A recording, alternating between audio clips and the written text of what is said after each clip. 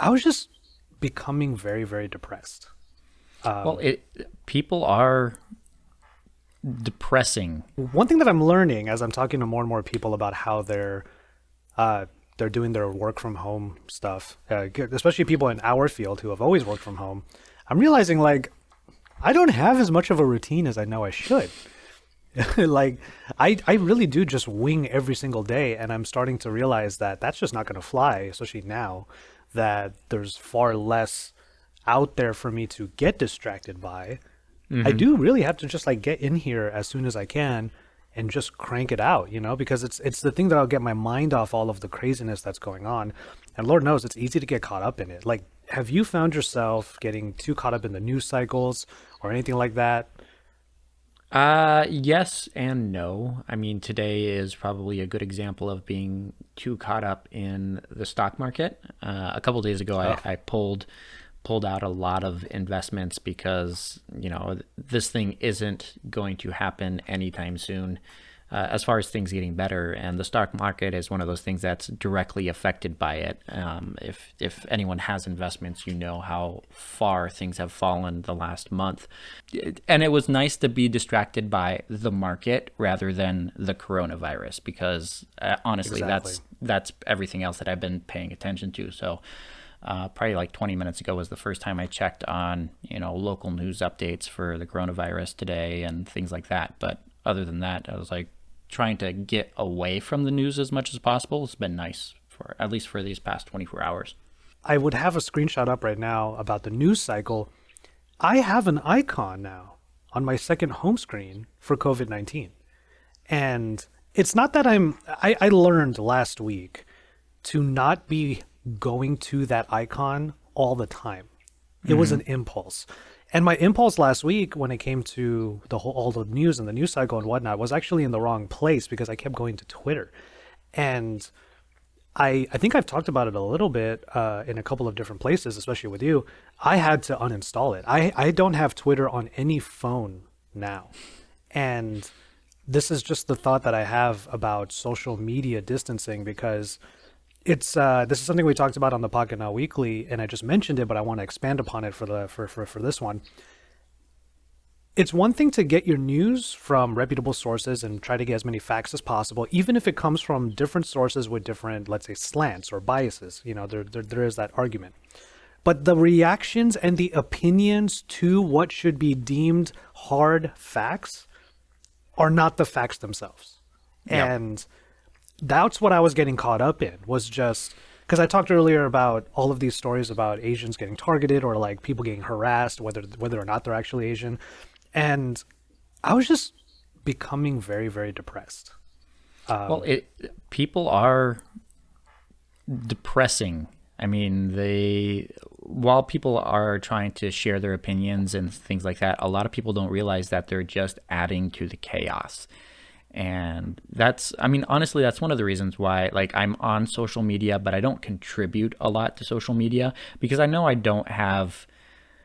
My wife will always say I'm a doom and gloom person, and I like to counter and say no, I'm a realist, and like I don't necessarily want things to be bad, but I can acknowledge the fact that things are bad. But even at that point, if I'm contributing, I would probably not be sharing a positive outlook on anything. And so I'm like, I don't have anything positive to add to, give people hope or something that they could actually, take away as a positive. So, I'm just not going to share anything because I don't want to be part of the negative influences that are out there. Not to say that I'm just trying to be better than everybody else, but if honestly, like if you don't have something good to say, especially in these times, try not to say it. Like there's enough people that are out there that are just sharing doom and gloom that you don't need to be a part of that.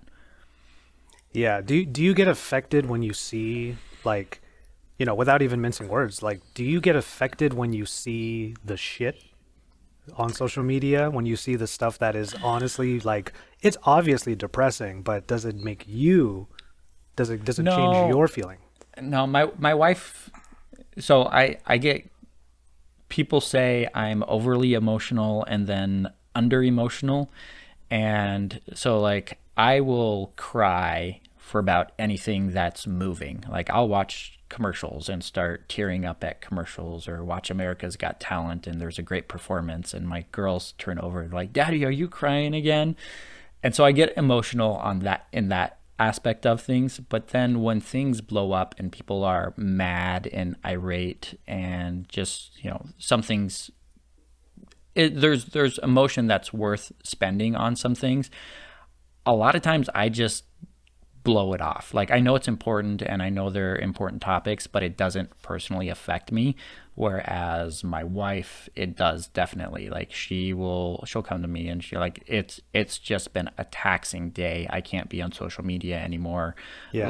Like you were saying, like it does have an effect on people. For me, I'm lucky that even YouTube comments and things like that, where people are, personally attacking you. A long time ago, I put up kind of this emotional wall to say, yes, people are saying things, but I'm not going to let it get to me. And that carries over to social media as well. Even when it's not, a personal conversation with me, it's just other people expressing their opinions. Yeah, I get that.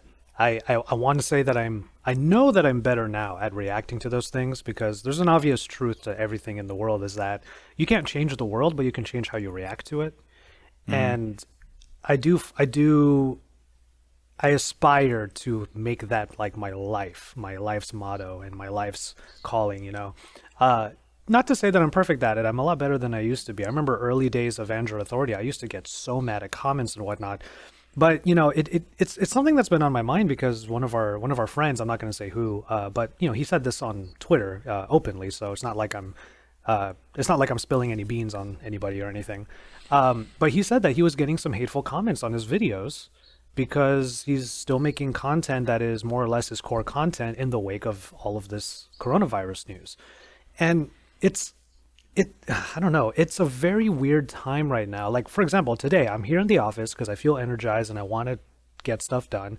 I'm about to do a video about who the Galaxy Z Flip is for, and it's this feeling of like, why does that matter right now? You know what I mean?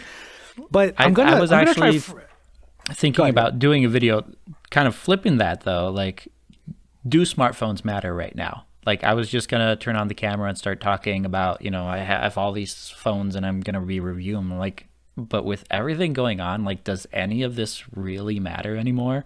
But I mean, the flip side is, what if you turned on Netflix? You got home tonight, you turned on Netflix, and Netflix announced, we have 17 shows in production that should have been released this week, but we decided in the wake of coronavirus, shows don't mean anything anymore, so we're not releasing anything. Like, the whole Hmm. point people of going to YouTube is that they want to watch something on YouTube. Like, if you Yeah. take that away from them, you're giving people an outlet to get away and focus on something else. And I think that's a good thing, because if all we have is being able to focus on this one thing that's controlling our lives in a way that we don't want it to, then what's honestly, like, what's the point of living if the only thing is to stay away from coronavirus and that's all you can do? Yeah, I agree with that, and I can totally see where that mentality is coming from.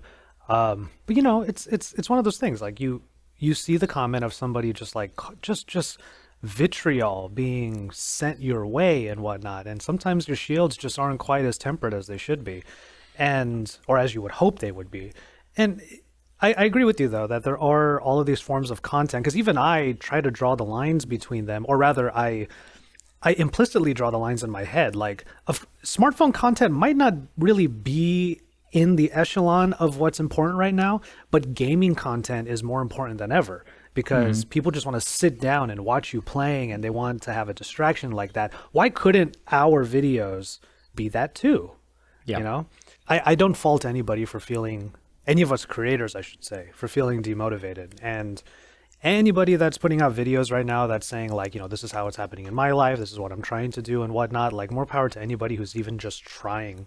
As someone who has way more things to worry about or to pay attention to, your wife, your kids, your home life, all of that stuff, your work, obviously, what tips do you have for somebody who might not have that many responsibilities right now, stuck at home, maybe back from school and trying to do the online courses? What are your tips for them to social media distance? Let's put it that way. Um, Honestly, what you did is probably the best way to start. Like, if you realize that you are on Twitter or Instagram or Facebook more than what you should, uninstall it and give yourself certain restrictions. So, like what you did, you uninstalled it on your phone, but you still have access on your computer. Doing it Hmm. on your computer is a lot more tedious, which means you have to be more intentional about getting on. It's not Yeah. I'm sitting back and scrolling and doing that endless scroll, which just sucks you in. It feels so much harder on a computer than it does on a smartphone. And honestly, I think Facebook's made that by design. They've made Oh it yeah. Facebook, Twitter, Instagram. They've all made it their priority because they know that's where the majority of usage is. So uninstalling it from your smartphone is step number one. But then just being conscious about who is actually sharing the information that might be eating at you a little bit too much. My wife does this all the time. She goes through her feed and starts muting and hiding certain accounts, Yeah. not necessarily unfriending people, but hiding their accounts so that they're no longer in their feed. So if there's somebody who you've seen two or three posts that are just rubbing you the wrong way, rather than getting agitated and typing out a response or posting something different to counter it, or whatever it might be, just mute them so that they're no longer in your feed and not affecting you. And I've done that to a handful of people over the years, and they still show up as friends, so I can check in with them whenever. If I want to go look at their feed, I can, but they're not in my feed you know Yeah. bothering me. But as far as having a lot of extra time on your hand, like if you don't have a job where you're working from home, or you do, but you don't have your morning commute anymore, and your evening commute. I mean, honestly, you have an extra hour and a half to your day that you typically wouldn't. Find a hobby. I mean, sitting in front of the TV watching the news isn't going to be helpful. And I'll be honest, there's only so many shows on Netflix and Hulu and Amazon Prime that are worth watching. There's a lot of content out there, but everyone has got their their own specific niche of content that they love to absorb. And honestly, like I think I hit like 6 months ago, Netflix had kind of like hit its limit as to what it had available for me. Um, I love the idea. I love the thought you just had about muting certain people, maybe even unfollowing them. A lot of the accounts that a lot of you out there, listeners and viewers, might be following that are actually detrimental to your mental health are public accounts. If you do feel like you need to look at them, you can search them out. yeah, They don't need to be a part of your feed, clogging it up with all the other stuff that might be uplifting you. Like, aside from just removing the app completely, which is what I did from my phones, I like the idea of curating. We don't curate our feeds enough, no, you I know? think we've all gone through a phase of, oh, I know that person. Unfriending. Well, no, but like I know that person, I should follow them. Oh, But then you realize, well, just because you know somebody doesn't mean they're the person you would hang out with, right? And so them being in your feed, especially in a time like this where everyone's got ideas to the left, to the right, up and down, and all the way in between, just social distance yourself from them on social media a little bit. I'm not telling anybody to not get their news. But if Twitter's the only place that you do get your news, where you get one 240 character headline, is it 240, 280? If you get one headline in a tweet that is the fact, you get a billion replies that are the reactions to the fact, and those are the things that are not that are more often than not they're not constructive. They're just not. You're a great example for all of us right now, to spend time with our families and to actually prioritize this time in a way that's healthy for not just you, but for everybody. We just got to set the right limits. And as you said on the Pocket Now Weekly, you have sort of set those limits. Like right after this call, Yeah. it's less screens, more family. So Yep. I feel like that would be that's one of the better ways to go ahead and call it on this one. Good point for everybody. Less screen, more me, or less screen, more we, So